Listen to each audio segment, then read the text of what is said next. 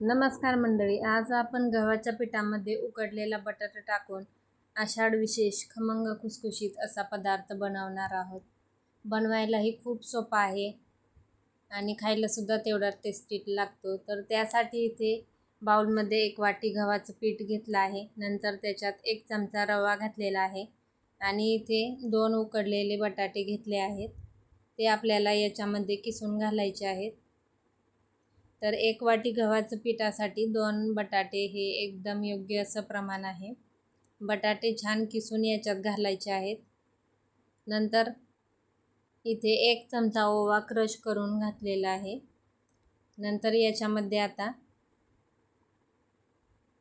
1 चमचा जिरे, 1 चमचा पांढरे तीळ घातले आहेत, 1 चमचा कसुरी मेथी घातली आहे। नंतर बारीक कट केलेली कोथिंबीर घातली आहे। चवीनुसार मीठ घातलेलं आहे। नंतर याच्यामध्ये हळद, धना पावडर घालायची आहे आणि आवडीनुसार हिरवी मिरची किंवा मग लाल मिरची पावडर तुम्ही याच्यात घालू शकता। इथे मी लाल मिरची पावडर वापरली आहे। हाताने एकदा छान व्यवस्थित मिक्स करून घेत आहोत। नंतर थोडं थोडं पाणी घालून याचं घट्टसर असं पीठ भिजवून घ्यायचं आहे।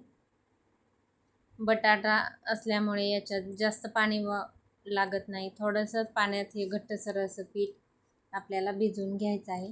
तर आज आपण बटाटा वापरून मसाला पुरी बनवत आहोत आषाढ विशेष। तर इथे बघू शकता पीठ घट्ट असं मळून झालेलं आहे।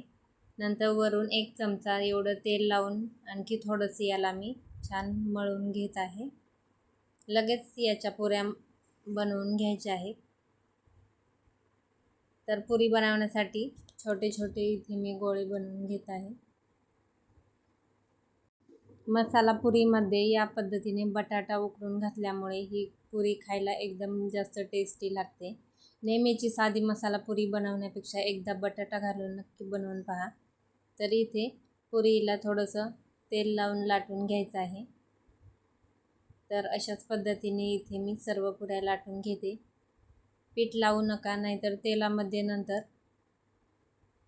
पिठाचे ते काळपट कण तसेच राहतात। तेल लावून सर्व पुऱ्या इथे मी लाटून घेतल्या आहेत।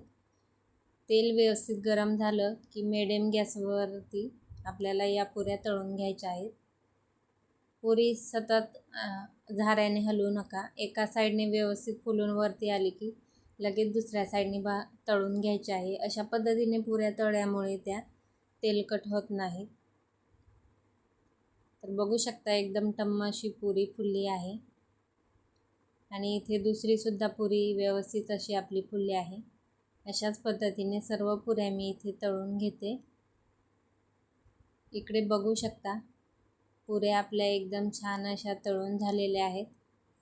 अजिबात तेलकट झालेल्या नाही आणि खायला तर खूपच टेस्टी लागतात। कधी अशा प्रकारे बटाटा पुरी बनवली नसेल तर नक्की बनवून पहा। व्हिडिओ आवडल्यास लाईक करा, शेअर करा आणि चॅनेलला सबस्क्राईब करा। धन्यवाद।